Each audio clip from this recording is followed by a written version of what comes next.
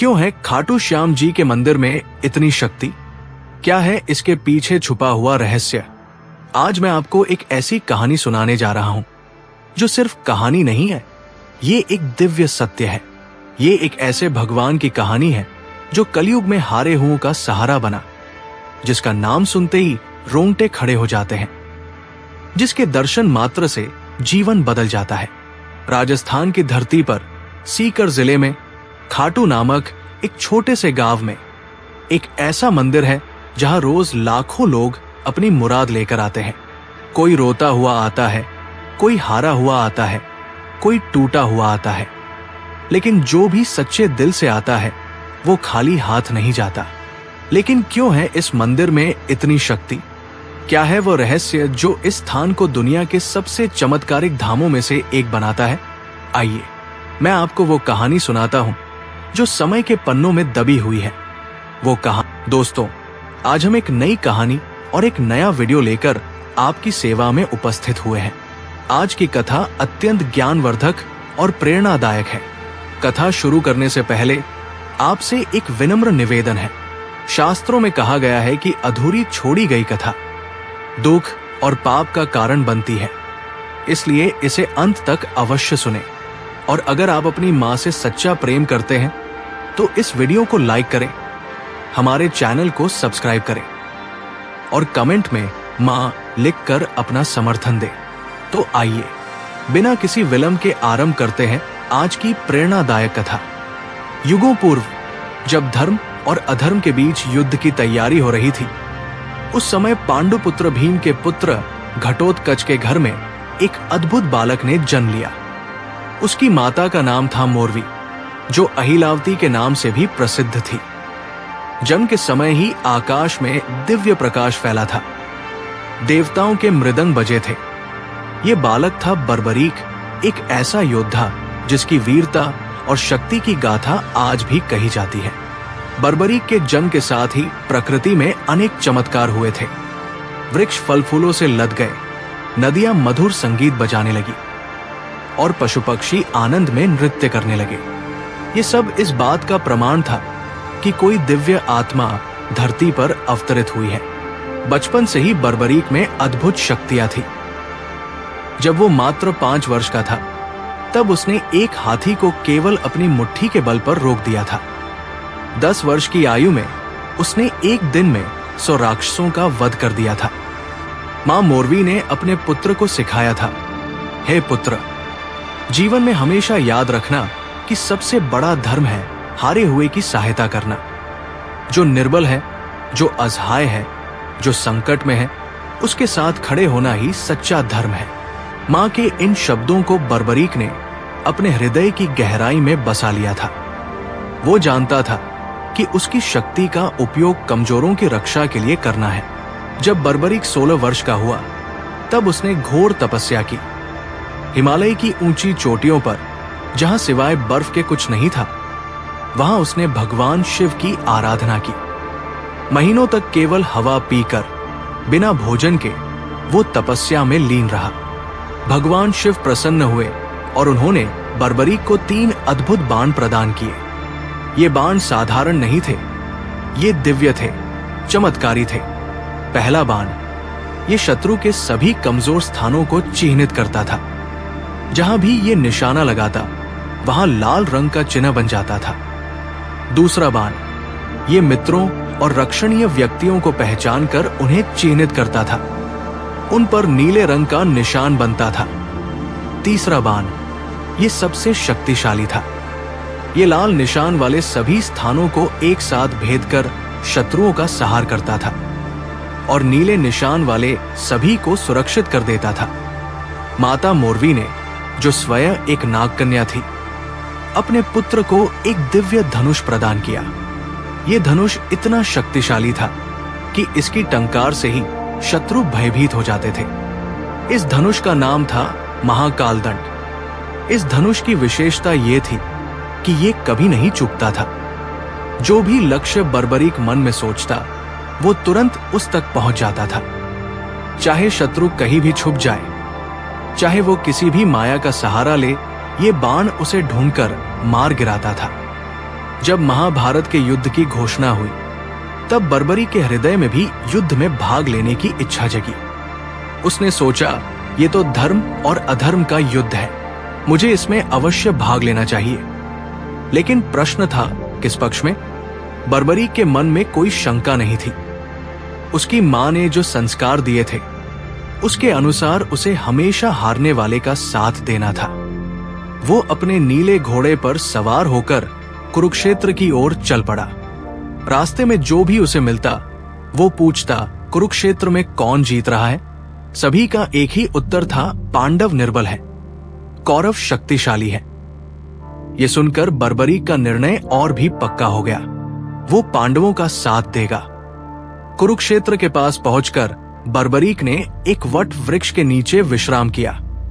वहां उसे एक युवा ब्राह्मण मिला जो अत्यंत सुंदर और तेजस्वी था। उसकी आंखों में अद्भुत गहराई थी, मुस्कान में दिव्य चमक थी। ये ब्राह्मण कोई और नहीं, स्वयं भगवान कृष्ण थे जो बर्बरी की परीक्षा लेने आए थे। वत्स, ब्राह्मण ने मधुर स्वर में कहा, तुम कहां जा रहे हो और ये 3 बाण लेकर क्या करोगे? क्या तुम्हें लगता है कि मात्र 3 बाणों से तुम युद्ध जीत सकते हो? बर्बरीक ने विनम्रता से उत्तर दिया, हे ब्राह्मण देव, ये कोई साधारण बाण नहीं है। एक बाण से मैं अपने शत्रुओं को चिह्नित कर सकता हूं, दूसरे से मित्रों को और तीसरे से सभी शत्रुओं का संहार। यदि आवश्यकता हो तो एक ही बाण से मैं सारी पृथ्वी को छलनी कर सकता हूं। ब्राह्मण ने मुस्कुराते हुए कहा, यह कैसे संभव है? वत्स, दिखाओ तो मुझे अपनी शक्ति। उन्होंने पास के एक विशाल पीपल वृक्ष की ओर इशारा किया और कहा, इस वृक्ष के सभी पत्तों को छेद दो, लेकिन ध्यान रहे एक भी पत्ता नष्ट नहीं होना चाहिए, केवल छेद होना चाहिए। बर्बरीक ने अपने पहले बाण को धनुष पर चढ़ाया। मन ही मन उसने संकल्प किया था, हे महादेव, इस वृक्ष के हर पत्ते के मध्य में छेद हो जाए। बाण छूटा और चमत्कार हो गया। वृक्ष के हजारों पत्तों में प्रत्येक के मध्य में एक सुंदर गोल छेद हो गया। पूरा वृक्ष मानो कलाकृति बन गया था। लेकिन यह चमत्कार यही नहीं रुका। ब्राह्मण के पैर के नीचे भी एक पीपल का पत्ता था जिसमें भी छेद हो गया था। बर्बरीक समझ गया कि यह कोई साधारण ब्राह्मण नहीं है।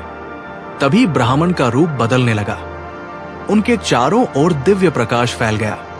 उनके सिर पर मोरपंख का मुकुट दिखाई दिया, हाथ में सुदर्शन चक्र और मुरली। ये थे स्वयं भगवान कृष्ण। बर्बरीक तुरंत उनके चरणों में गिर पड़ा। हे जगन्नाथ, हे कृष्णा, आपने मुझ पर कृपा की, लेकिन मैं समझ नहीं पा रहा कि आप मुझसे क्या चाहते हैं। भगवान कृष्ण ने बर्बरीक को उठाया और प्रेम से कहा, वत्स, मैं तुम्हारी शक्ति से प्रभावित हूं, लेकिन एक समस्या है। तुम्हारी शक्ति इतनी महान है कि यदि तुम युद्ध में भाग लोगे तो पूरा युद्ध असंतुलित हो जाएगा। भगवान कृष्ण ने समझाया, तुमने कहा था कि तुम हारने वाले का साथ दोगे, लेकिन सोचो, यदि तुम पांडवों के साथ मिलकर कौरवों को हरा दोगे तो फिर कौरव हारने वाले हो जाएंगे। तब तुम्हारा धर्म होगा कौरवों का साथ देना, और यदि तुम कौरवों का साथ दोगे तो पांडव हार जाएंगे। तब तुम्हें पांडवों का साथ देना होगा। इस तरह तुम अकेले ही पूरा युद्ध लड़ोगे और सभी महारथी केवल तमाशबीन बनकर रह जाएंगे। बर्बरीक के मन में तूफान मच गया। उसने समझा कि भगवान सत्य कह रहे हैं। उसकी शक्ति वास्तव में इतनी प्रबल थी कि वो अकेले ही युद्ध का परिणाम बदल सकती थी। भगवान कृष्ण ने धीरे से कहा, वत्स, मैं तुमसे गुरुदक्षिणा मांगता हूं। अवश्य प्रभु, आपकी आज्ञा मेरे लिए सर्वोपरि है। मांगिए, क्या चाहिए आपको? मुझे तुम्हारा शीश चाहिए। यह सुनकर बर्बरीक के चेहरे पर एक पल के लिए उदासी छा गई। उसके मन में हजारों विचार आए। युद्ध देखने की इच्छा, वीरगति पाने की चाह, यश कमाने की लालसा, सब कुछ एक पल में बिखर गया। लेकिन अगले ही क्षण उसके चेहरे पर शांति आ गई। गुरु का आदेश उसके लिए सब कुछ था। प्रभु, बर्बरीक ने दृढ़ स्वर में कहा, आपकी इच्छा मेरे लिए आदेश है। मैं अपना शीश अवश्य दूंगा। लेकिन मेरी एक प्रार्थना है। कहो वत्स, क्या चाहते हो? मैं युद्ध देखना चाहता हूं। मेरा शीश काटने के बाद भी यदि वो युद्ध देख सके तो मैं अपने जीवन को सार्थक समझूंगा। भगवान कृष्ण ने प्रसन्नता से कहा, तथास्तु। तुम्हारा शीश न केवल युद्ध देखेगा बल्कि युद्ध की संपूर्ण गाथा को समझेगा भी। और सुनो, एक और वरदान देता हूं। कलयुग में तुम मेरे नाम से पूजे जाओगे। लोग तुम्हें श्याम कहकर पुकारेंगे। बर्बरीक ने अपनी तलवार निकाली। भगवान कृष्ण के सामने झुकते हुए उसने कहा, हे कृष्णा, ये शीश आपको समर्पित है, इसे स्वीकार कीजिए। एक ही वार में बर्बरीक ने अपना शीश काट दिया। आकाश से पुष्प बरसने लगे, देवताओं के मृदंग बजे और एक दिव्य प्रकाश चारों ओर फैल गया। कटा हुआ शीश भूमि पर गिरा, लेकिन उसकी आंखें खुली रहीं, चेहरे पर तेज बना रहा। भगवान कृष्ण ने उस शीश को उठाकर कुरुक्षेत्र के युद्ध क्षेत्र के पास एक ऊंचे स्थान पर रखा, जहां से संपूर्ण युद्ध दिखाई देता था। 18 दिन तक चले महाभारत के युद्ध में बर्बरीक का शीश सब कुछ देखता रहा। उसने देखा कि कैसे महान योद्धा एक एक करके वीरगति को प्राप्त होते गए। उसने देखा भीष्म का शरशय्या, अर्जुन की वीरता, कर्ण का दान, द्रोणाचार्य का त्याग। लेकिन सबसे बढ़कर उसने देखा भगवान कृष्ण की लीला, कैसे वे धर्म की स्थापना के लिए हर पल युद्ध को संचालित कर रहे थे। युद्ध समाप्त होने पर जब पांडवों में विवाद हुआ कि सबसे बड़ा योद्धा कौन था, तब भगवान कृष्ण ने बर्बरीक के शीश से पूछा, तुमने पूरा युद्ध देखा है, बताओ सबसे महान योद्धा कौन था? बर्बरीक के शीश ने उत्तर दिया, प्रभु, मैंने देखा कि युद्ध में केवल आपका सुदर्शन चक्र और द्रौपदी के बाल दिखाई दे रहे थे। चक्र शत्रुओं का संहार कर रहा था और द्रौपदी के बाल धर्म की रक्षा कर रहे थे। बाकी सभी योद्धा तो केवल निमित्त मात्र थे। ये सुनकर सबको समझ आया कि युद्ध का वास्तविक संचालक भगवान कृष्ण थे। युद्ध समाप्त होने के बाद बर्बरीक का शीश रहस्यमय रूप से गायब हो गया। कहा जाता है कि वो आकाश मार्ग से उड़ता हुआ राजस्थान की दिशा में चला गया। सैकड़ों वर्ष बीत गए, कलयुग का प्रभाव बढ़ने लगा, धर्म की हानि होने लगी, अन्याय बढ़ने लगा, लोग दुखी होने लगे। तब भगवान कृष्ण के वरदान के अनुसार बर्बरीक का समय आया कलयुग में अवतरित होने का। राजस्थान के रिंगस नामक स्थान पर एक धर्मात्मा ब्राह्मण रहता था। उसका नाम था ज्योतिष शास्त्री पंडित सोमदत्त। वो नित्य पूजा पाठ करता था, गरीबों की सेवा करता था। एक रात उसे स्वप्न आया। स्वप्न में एक दिव्य पुरुष दिखाई दिया जिसकी आभा अद्भुत थी। उसने कहा, मैं बर्बरीक हूं, महाभारत का योद्धा। कलयुग में मैं श्याम के नाम से पूजा जाऊंगा। तुम कल प्रातःकाल नगर के बाहर पीपल वृक्ष के नीचे खुदाई करो, वहां तुम्हें एक दिव्य शीश मिलेगा। अगले दिन पंडित सोमदत्त ने अपने मित्रों के साथ उस स्थान पर खुदाई शुरू की। थोड़ी खुदाई के बाद ही मिट्टी से एक अद्भुत तेज निकलने लगा। जैसे जैसे खुदाई आगे बढ़ती गई, तेज और भी प्रखर होता गया। अंत में एक अद्भुत शीश मिला। ये शीश जीवंत लगता था। इसकी आंखें बंद थी, लेकिन चेहरे पर दिव्य शांति थी। शीश के चारों ओर प्रकाश फैला हुआ था। जैसे ही शीश को बाहर निकाला गया, आकाश में इंद्रधनुष दिखाई दिया, फूलों की वर्षा हुई और मधुर संगीत की आवाज आई। पंडित सोमदत्त ने शीश को एक पवित्र स्थान पर रखा। उसी रात उन्हें फिर स्वप्न आया। इस बार स्वप्न में भगवान कृष्ण दिखाई दिए। वत्स, भगवान कृष्ण ने कहा, इस शीश को यहां से खाटू नाम के स्थान पर ले जाना है। वहां एक कुंड है जो मेरी दिव्य शक्ति से बना है। उसका नाम श्याम कुंड है। वही बर्बरीक का स्थायी निवास होगा। लेकिन प्रभु, खाटू कहां है? पंडित ने पूछा। तुम केवल शीश को लेकर चलते जाओ। जहां शीश रुकना चाहेगा, समझ जाना कि वही स्थान है। पंडित सोमदत्त ने शीश को एक दिव्य पट्टी पर रखा और यात्रा शुरू की। रास्ते में जो भी व्यक्ति शीश के दर्शन करता, उसके सारे कष्ट दूर हो जाते थे। बीमार व्यक्ति ठीक हो जाते दुखी लोगों को शांति मिलती। कई दिन की यात्रा के बाद जब वे एक सुंदर स्थान पर पहुंचे तो शीश अचानक भारी हो गया। कितनी भी कोशिश करने पर वो आगे नहीं बढ़ सका। समझ में आ गया कि यही वो स्थान है। वहां एक प्राकृतिक कुंड था जिसका पानी अत्यंत शुद्ध और निर्मल था। स्थानीय लोग इसे श्याम कुंड कहते थे। उस समय खाटू गांव का राजा था राजा रूप सिंह चौहान। जब उन्हें इस चमत्कारी शीश के बारे में पता चला तो वे तुरंत दर्शन के लिए आए। शीश के दर्शन करते ही राजा के मन में अपार श्रद्धा जग गई। उन्होंने तुरंत वहां एक भव्य मंदिर बनवाने का निर्णय लिया। मंदिर का निर्माण अद्भुत तरीके से हुआ। दिन में जितना काम होता, रात में उससे दोगुना काम अपने आप हो जाता। मजदूर कहते कि रात में दिव्य शक्तियां काम करती दिखाई देती थी। जब मंदिर तैयार हो गया और शीश को वहां स्थापित किया गया तो पहली बार आरती का आयोजन हुआ। राजा रूप सिंह चौहान ने स्वयं आरती उतारी। आरती के दौरान एक अद्भुत चमत्कार हुआ। शीश की आंखें खुल गई और उन आंखों में इतना तेज था कि सभी लोग चकित रह गए। ऐसा लगता था जैसे कोई जीवंत व्यक्ति सामने बैठा हो। उसी दिन से ये परंपरा शुरू हुई कि श्याम बाबा नित्य अपने भक्तों के दर्शन देते हैं। उनकी आंखों में वही दया भाव है जो महाभारत के समय था, वही करुणा है जो हारे हुओं के लिए थी। श्याम कुंड में एक विशेष रहस्य है। इसका पानी कभी कम नहीं होता, कभी ज्यादा नहीं होता। हजारों लोग रोज इसमें स्नान करते हैं, लेकिन पानी का स्तर वही रहता है। वैज्ञानिकों ने इसकी जांच की, लेकिन कोई भूमिगत जल स्रोत नहीं मिला। ये रहस्य आज भी बना हुआ है।